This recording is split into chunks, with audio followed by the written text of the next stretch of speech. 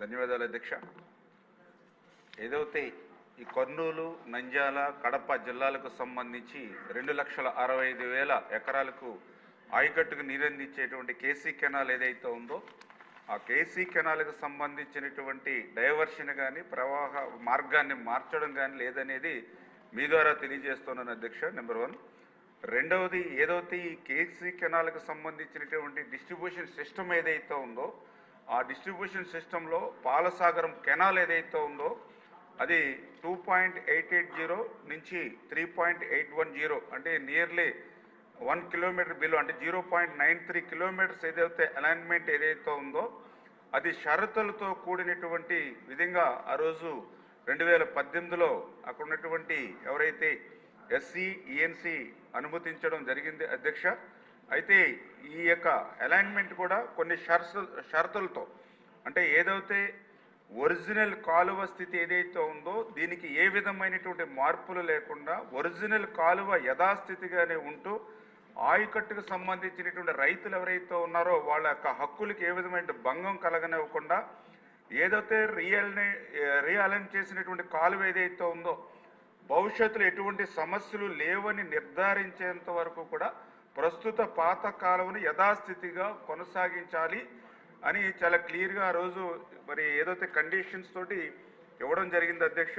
కానీ ఏదైతే గౌరవ సభ్యులు ప్రశ్న అడిగిన తర్వాత దీని యొక్క స్థితిని అక్కడ ఉన్నటువంటి సిఈ ఎస్సీల దగ్గర నుంచి రిపోర్ట్ తెచ్చుకుంటున్నప్పుడు ఖచ్చితంగా సభ్యులు చెప్పినట్టుగానే ఆ 2.880 నుంచి 3.810 ఏదైతే ఉందో మరి అక్కడ ఆక్రమణకు గురైనట్టు చాలా క్లియర్గా అక్కడ కనిపిస్తున్నటువంటి పరిస్థితి అధ్యక్ష.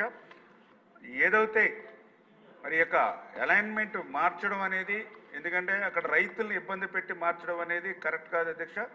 అందుచేతనే ఏదైతే ఈ యొక్క ఆక్రమణలు కూడా చూసినట్లయితే ఆ యొక్క ఏదైతే వాటర్ బాడీస్లో ఉన్నాయి కాబట్టి రిజిస్ట్రేషన్ ప్రక్రియ జరగదనే ఉద్దేశంతో పక్కనున్నటువంటి ఏదైతే రెవెన్యూ నెంబర్లు సర్వే నెంబర్లు కూడా మార్చి రిజిస్ట్రేషన్లు జరిగినట్టుగా కూడా వస్తుంది అధ్యక్ష. అందుకే దీని మీద ఏదైతే సమగ్రమైనటువంటి దర్యాప్తు ఏదైతే రెవెన్యూ డిపార్ట్మెంట్ ద్వారా అదేవిధంగా టౌన్ ప్లానింగ్ ఎందుకంటే మధ్యలో కెనాల్ ఓల్డ్ కెనాల్ ఉండగా మళ్ళీ దానికి ప్లానింగ్ ఎట్లా ఇచ్చారనే దాని మీద ఇది మున్సిపల్ డిపార్ట్మెంట్ మరి ఇట్లా అన్యాక్రాంతం అయిపోయినప్పుడు కళ్ళు మూసుకుని ఎట్లా ఇరిగేషన్ శాఖ వారు లాస్ట్ 5 yearsలో ఎట్లా ఉన్నారో ఇవన్నీ కూడా దర్యాప్తు చేసి ఎవరైతే తప్పు చేశారో వాళ్ళందరి మీద కూడా చర్యలు తీసుకోవడం జరుగుతుందని చెప్పేసి మీ ద్వారా తెలియజేస్తున్నాను గౌరవ సభ్యులకి అధ్యక్ష. Thank you. ఇమీడియట్గా ఎంక్వైరీ చేయండి.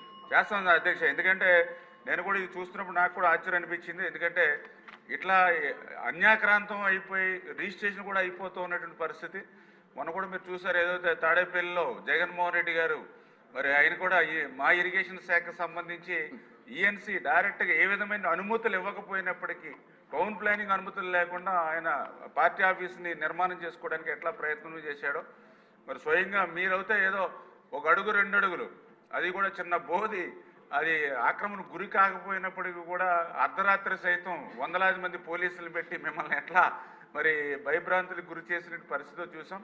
కానీ ఇటువైపు చూస్తూ ఉంటే ఈ రకంగా ఇంత ఎకరాలు ఇలా అన్యాక్రాంతం అయిపోతున్నాయి. ఖచ్చితంగా దీని మీద తగినటువంటి చర్యలు తీసుకుంటాం. అది ఓకే. Question number 55.